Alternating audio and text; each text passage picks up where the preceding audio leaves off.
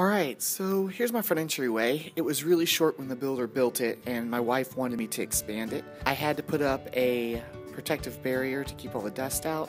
Here's the front porch and laying the foundation. Here what we're doing is we're foaming the corners to keep all the air out. You want to do this to make sure you keep your house well insulated, and then put some foam in between, nailing down the flooring. Here we're cutting out the front door section where it's going to be.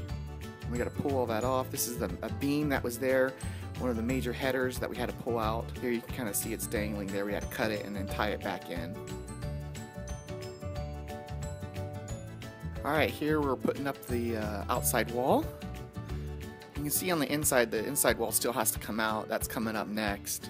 So here I am, I'm taking apart the drywall, peeling it back, and I got to pull all this insulation. You can see there it's wrapped. Here's another view of it. Here I am pulling it out. I had a trash bag up there to keep it from going everywhere. Alright, so here's the walls all pulled out, all the insulation, and that first beam that you see right in front of you, that's where the wall was when the house was built, and then we're going to take all of this out and extend it. There's the other side. Here my friend Matt is helping me. His father is Scott Nelson. They own Scott Nelson Construction together. They build custom homes. They're wonderful, very high quality homes. Right here Matt's taking a Dremel and cutting out the door. I'm taking the sheet over here and putting it against the wall. Putting a few screws in here, and then we're going to move into drywall finishing. Mudding is really hard to do. I recommend hiring a professional to do that. It'll be worth it. Here's the foyer view. You see it's much larger now. And I'm painting the wall. If you haven't already, please hit that subscribe button. I'd appreciate it. Looking good.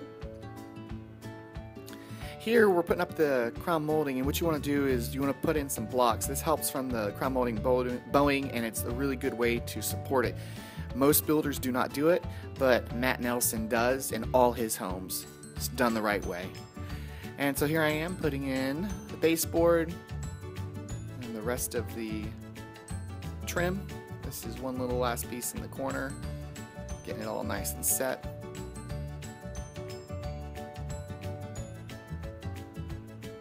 And then I had to use a nail punch to punch the nail all the way through. And then what I did next was take some wood putty. You can kind of see my marks here as I'm putting in this last baseboard. You can kind of see where I went and put some wood putty around and then sanded it to cover up all those holes. And then caulk. You want to caulk all the areas. And then I used some water and on my hand so it wouldn't stick and so I could smooth it out. And I did that around the whole entire thing. And then here I'm painting the top trim. I decided to spray it. It went faster. I just had to cover the whole room up and tape. If you had the opportunity to do that, I would highly recommend spraying versus painting. It just looks better. There it is.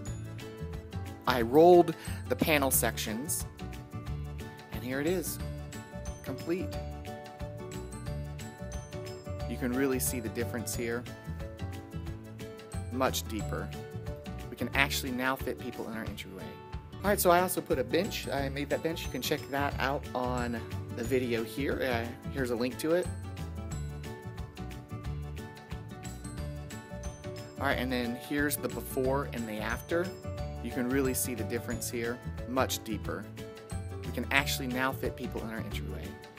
And that's it. Thanks for watching.